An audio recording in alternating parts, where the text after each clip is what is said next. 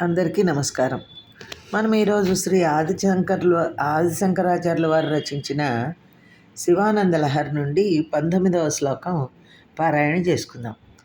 దురాశ భూయిష్టే దురధిపగృహద్వార ఘటకే దురంతే సంసారే దురిత నిలయే దుఃఖజనకే మదాయాసం కిం న వ్యపనయసి కశ్యోపకృతయే వదేయం ప్రీతిశ్చేత్తవ శివ కృతార్థా ఖలు వయం అంటూ చెప్పిన ఈ శ్లోకంలో శివ, దురాశల చేత దుష్ట ప్రభువుల గృహద్వారముల ఎందు పడి కొట్టుకొనుచు పలు దుఃఖముల పాలు కావలసిన తుదిలేని సంసారమందలి నా పరిశ్రమలు నేల నశింపజేయువు.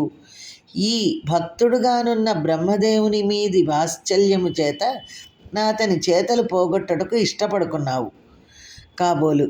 నీవు భక్తవత్సలుడవైనప్పుడు నీ భక్తులమైన మాకేమి లోపము?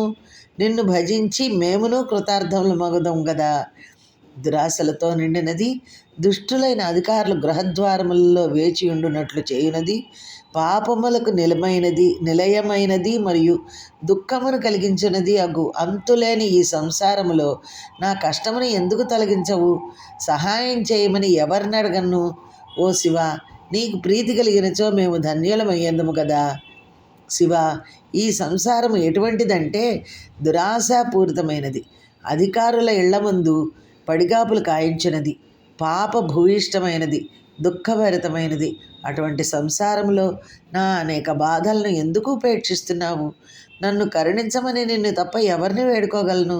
నీ దయతోనే కదా మేము కృతార్థలమయ్యేది అంటున్నారు ఆదిశంకర్లు. మనందరి తరఫున ధన్యవాదములు.